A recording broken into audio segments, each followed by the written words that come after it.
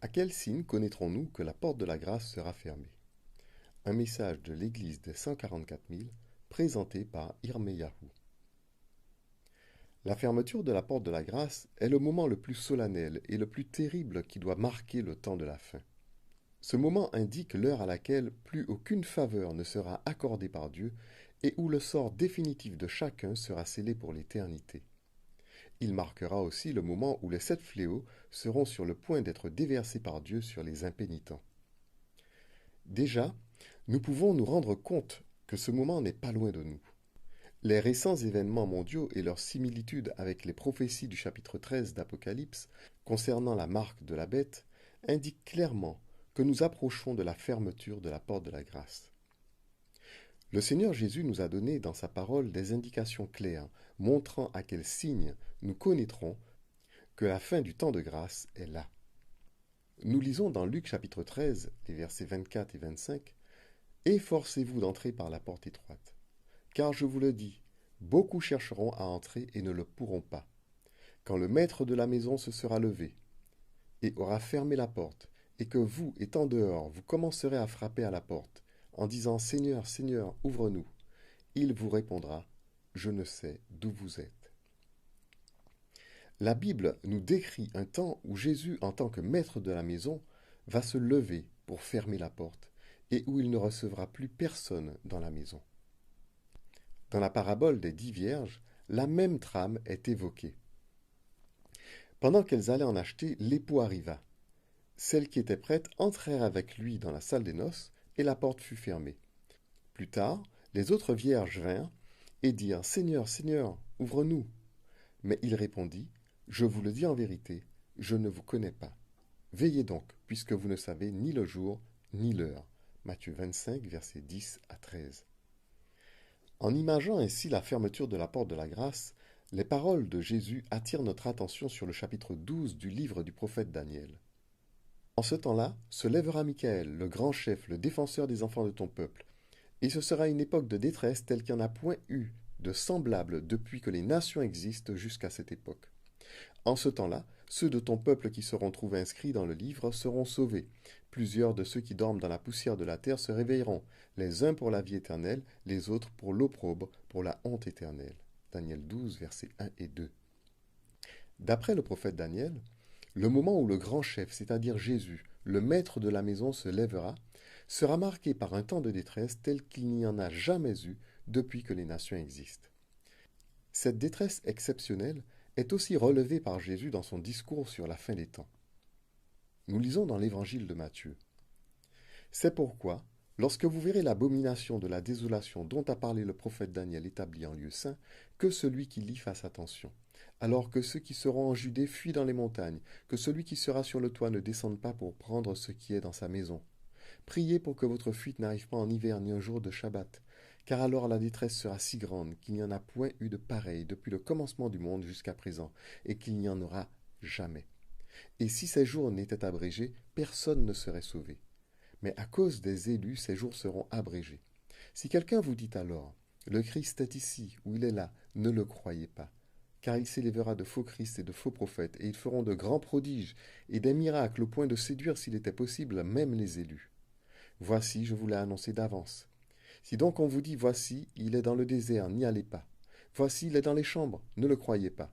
Car comme l'éclair part de l'Orient et se montre jusqu'en Occident, ainsi sera l'avènement du Fils de l'homme. En quelque lieu que soit le cadavre, là s'assembleront les aigles.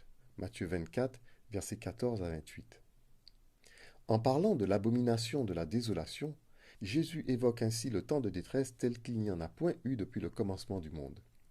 Il recommande à ses disciples de fuir dans les montagnes sans tarder.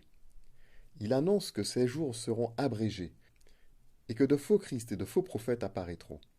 Puis il situe son avènement aussitôt après ces jours de détresse. Aussitôt après ces jours de détresse, le soleil s'obscurcira, la lune ne donnera plus sa lumière, les étoiles tomberont du ciel, et les puissances des cieux seront ébranlées. Alors le signe du Fils de l'homme paraîtra dans le ciel.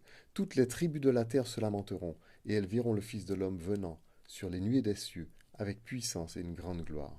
Matthieu 24, versets 29 et 30.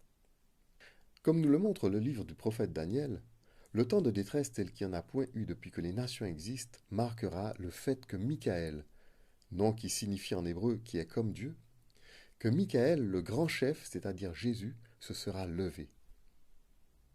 Cela signifiera clairement que la porte de la grâce sera par conséquent fermée.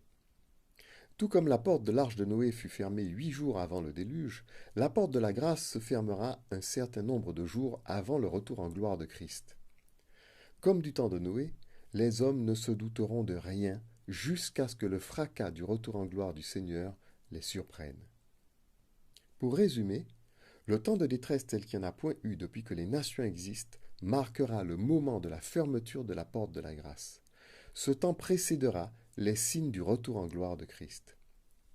Ce temps de détresse sera si remarquable qu'il n'échappera à personne que la fin du temps de grâce est arrivée.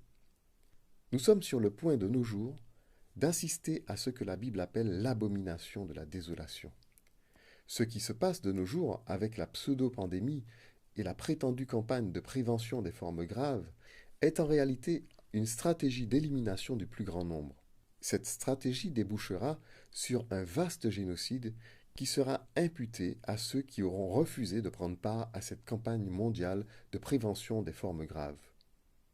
Bon nombre des réfractaires auront discerné que tous ces bouleversements précipités correspondent à la mise en place de la marque de la bête de l'Apocalypse. Ils seront alors pourchassés et mis à mort. Ainsi, durant ce temps de détresse, le peuple de Dieu sera durement persécuté.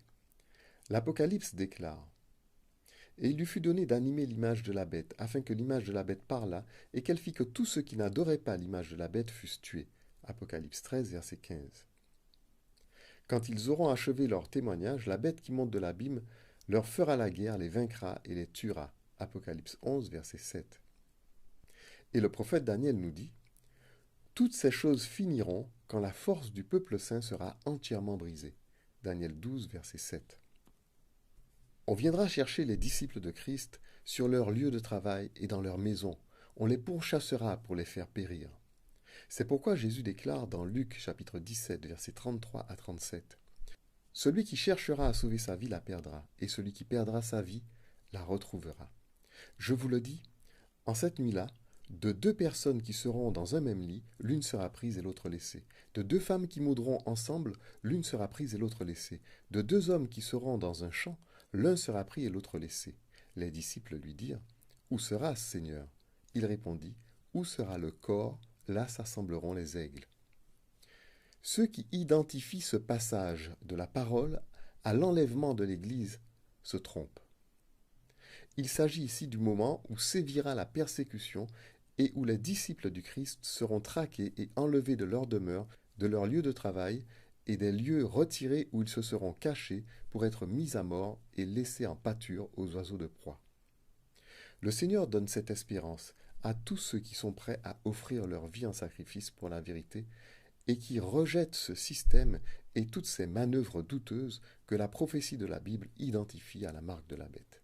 Voici cette espérance.